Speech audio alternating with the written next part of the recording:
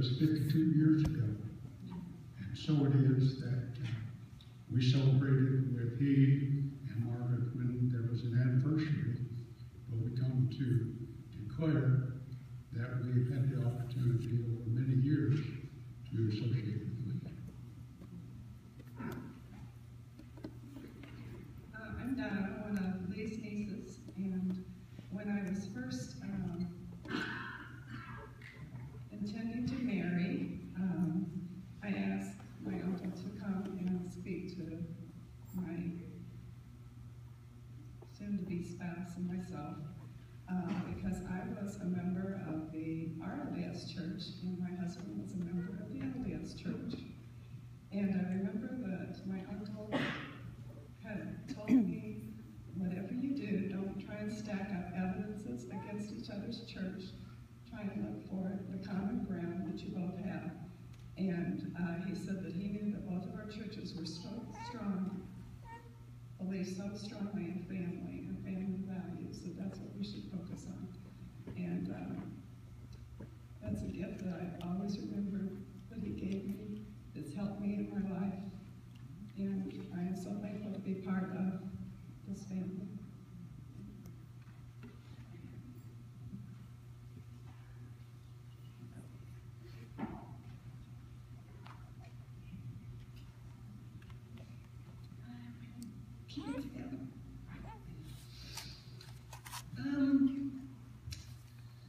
In our church, we don't give blessings to people like you do in this church. And I was always jealous of his family because they always talk about the blessing that was spoken over them at a certain age. I can't remember what age it is, but anyway, the elders come and speak a blessing. They pray about it, and then they pray a blessing over you.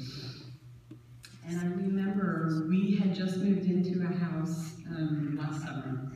And at that time, Lee was really struggling and having a hard time, you know, getting around and going certain places. And they came over to our house.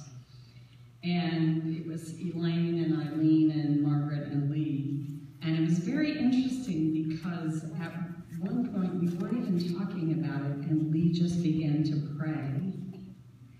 And prayed a blessing over my husband and I and on our house. And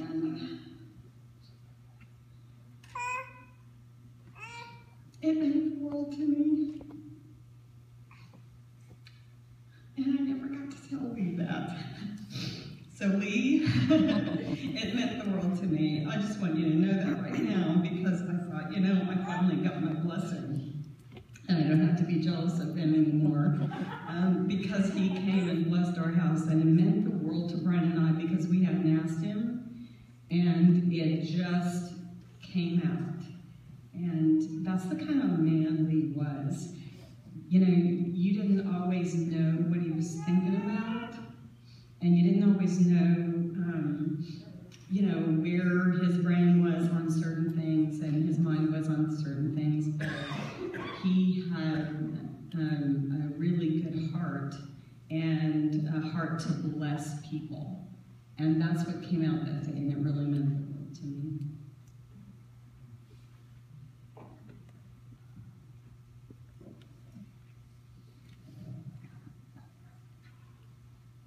Well, bless you all for hanging in here with us. I just want to add something to everything that's been said. I never heard Lee say anything negative about you. Ever. I wasn't around him 24/7, but when I was, he was always positive and he cared intensely for people. Just a fervent desire and love for people. I took this from a frame that hangs in Margaret's home here. It was originally handwritten on birch bark. Oh, I guess it's out there somewhere. You'll get to see it. It was written by Lee to Margaret. And I did get permission to read this. Dearest Margaret, On this 18th anniversary of our wedding, the happiest day of my life.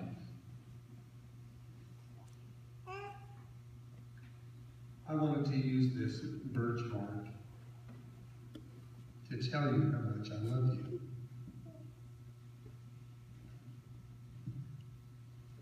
Though sometimes you may find it hard to imagine, you are my life, my love, and my inspiration. At times like this, here in the wilds, far removed from life as we know it, a clearer understanding of my need for you becomes apparent. The utter silence, broken only by the piercing cry of the loon, stimulates much needed reflective thinking. I miss you. And all the children. Now, I'm particularly glad that they have a mother like you to care for them while I'm away like this. I wish this homey token of my love might be winged home by courier pigeon. But in lieu of this, I'll try to bring it home personally via canoe, car, or aircraft. May God bless and keep you.